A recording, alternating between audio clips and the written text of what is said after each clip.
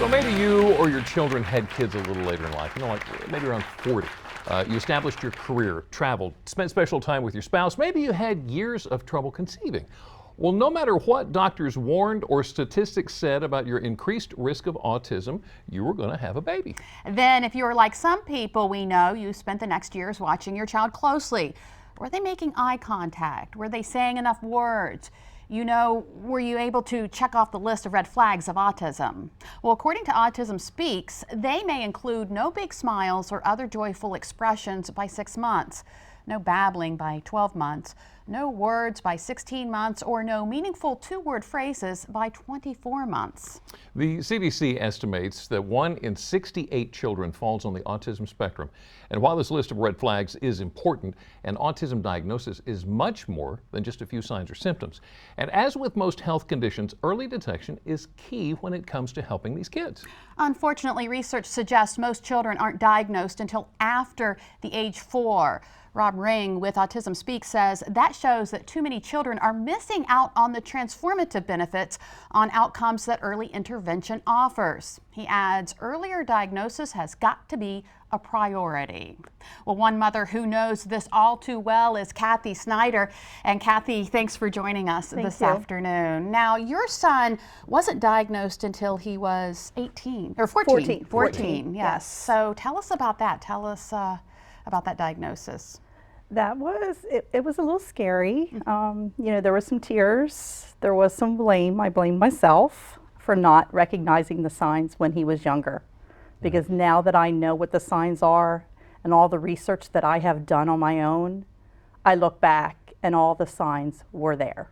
I just didn't pick them up. When did you know there was something different about Austin? When he was in elementary school. And we went to the administrators and we went to the school and we asked for him to be tested because we saw something was not right, and they kept saying that it was his learning difficulties. And he was very quiet, not outspoken.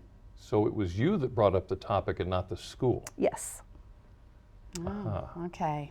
And then you got the diagnosis, obviously. And then we got the diagnosis. Yeah. Once you get past the diagnosis, then you move forward. I sat down and talked with my son, and this is what you have. We're going to move forward. And all the books that I've read and everything that I have learned has helped me, because nobody came to me and said, this is what you need to do. I've done it all on my own, and now I'm wanting to advocate and get the word out for the awareness. Well, kudos to you. Thank you. Now, before back to the diagnosis, was there a bit of a mourning period after you got the diagnosis? Because I've heard that there is. There was, and I couldn't even really talk about it. It was hard to talk about. And then the first people that I talked to was my siblings, and called, this is what we're dealing with. And then I was able to do research. And once I did research and learned, then I was able to move forward. Yeah. Austin, I want to tell you thank you real quick for joining us today. What kind of impact has this had on your family? It's been stressful because having someone with autism, it's a day-to-day challenge. There's one day could be a great day. Yeah. The next day could not be so great. And it starts first thing in the morning. And just knowing that it's going to be okay. Because there's mornings where I just break down. Don't know if I can go through with this. Don't know if I can continue. How am I going to get through the day? How am I going to help him get through the day? But knowing, and with my faith, knowing that it's going to be okay. For those who might not understand, you say a bad morning. What happens? He's nonverbal. He won't speak to us. You try to communicate, and he shuts down completely. He will not be able to get up and go to school to face the day. Yeah. And then so much time passes, it's like, okay, let's just stay home then. You just need a break. Okay. There's days he needs a break. So that's a rough day. Tell us about Austin. Describe Austin to us. Austin is wonderful, bright, smart, funny. He thinks outside the box kind of guy. Yeah. Yes. He's taught me a lot. And since the diagnosis, he's made a lot of met a lot of milestones. He has met a lot of milestones. Tell us about that. He has been on the honor roll. He has been on the honor roll.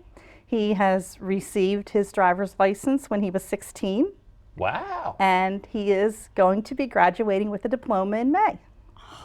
Nice. Congratulations. That is absolutely terrific.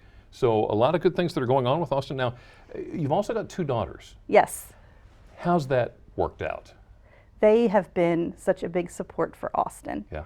And for me. There's days that I've needed to vent to them, but they have been his biggest support. They've been there to the meetings, right by his side the whole step of the way. And somebody else who's helped you a lot, Autism Delaware? Autism Delaware has been wonderful. I cannot say enough about Autism Delaware. They have been there when I reached out to them. I didn't know that they were out there. And then I learned about them by speaking out. And when I got in touch with them, they were able to draw me into the right direction, I should say. And they came to his IEP meetings at school. They were there right by my side every step of the way. Yeah. And with them, we're moving forward. He's actually going to be participating in their power program. When Austin doesn't speak, you're his voice for him. I am his voice. Yes, I'm his advocate. I'm his mom. I'm his biggest cheerleader. All right. Let me ask you 2 questions in one. If you could say something to parents who have autistic children, what would you say? And if you could talk to parents directly who have not had autistic children, what would you say? What would you say to parents who have autistic children? I would say that it's okay to accept what is, to learn everything you can possibly learn. Read the books, go online, learn everything. You need to know what makes your child tick. Yeah. You need to understand your child so that you can help them and move forward, and that it's okay. What about parents who have not had autistic children? Parents who have not had autistic children, what they need to know is the acceptance that if they are approached by someone that does not have autism, they're not looking at them in the eye, they're not speaking to them, that they're not being rude, that they're okay. Right. They're just not able to talk to you or look at you in the eye. Right. There's a level of understanding. Yes, being able to understand and accept. Right. Yes. Kathy, Austin, thank you so much for coming in Thank today. you. It's been wonderful talking to you. Yes, Thank you. absolutely. Well, as in the case with Austin, someone doesn't grow out of autism. It's a disorder that stays with them for their entire life. So when they begin transition into adulthood, certain things need to be done to help make that transition a little bit easier. DelmarvaLife Sean Stryker joined us now from the Autism Delaware's office in Lewis with more on what they're doing to ensure adults with autism get the help they need. Sean?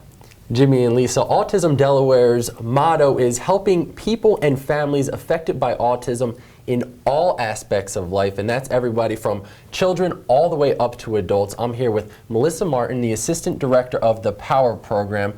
Melissa, we talk a lot about children with autism, but adults also need some help. That's true. Children with autism grow up to be adults with autism, and they have a myriad of unique needs that Autism Delaware helps to address each day. Now, you're specifically involved with the POWER program. What is that? That's right. The POWER program stands for Productive Opportunities for Work and Recreation, and our program assists young adults as they transition from high school to life in the adult world. And that means that we help them with supported employment services to find a job that matches their unique skills and abilities. How do you help them with that? Well, we find out what kind of things they're interested in, what their skills and talents are, and then we help match them with a community partner, an employer in the community, like Grotto's Pizza, Northeast Seafood Kitchen, or Surf Bagel, places that they're interested in their community so that they can work and earn a paycheck. So you're helping them feel involved in a sense of community with that.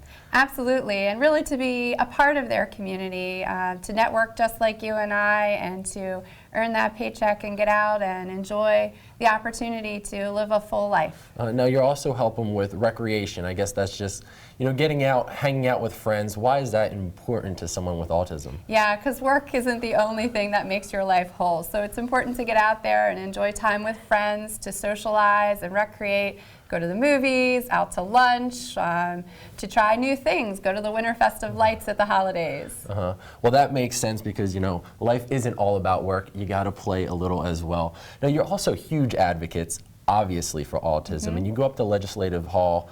What are you advocating?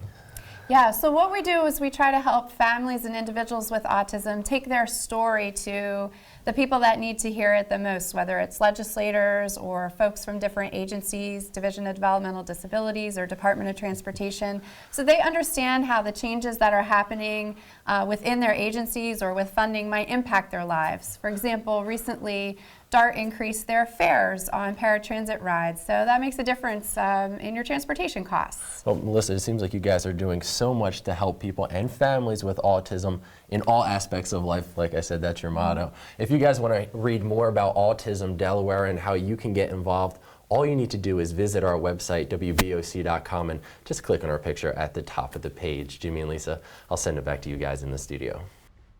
Well, along with knowing how to take care of your child emotionally, there are financial situations you also need to learn how to navigate. So up next on DelmarvaLife, we're going to learn about the nanny tax. Never heard of it? Well, we're going to tell you what it is and why this tax could have the IRS taking a closer look at you. Plus, we take a closer look at your relationship with your pet. Can you really love your animal like you love your child? Well, we're going to tell you the science behind the answer. DelmarvaLife, we'll be right back.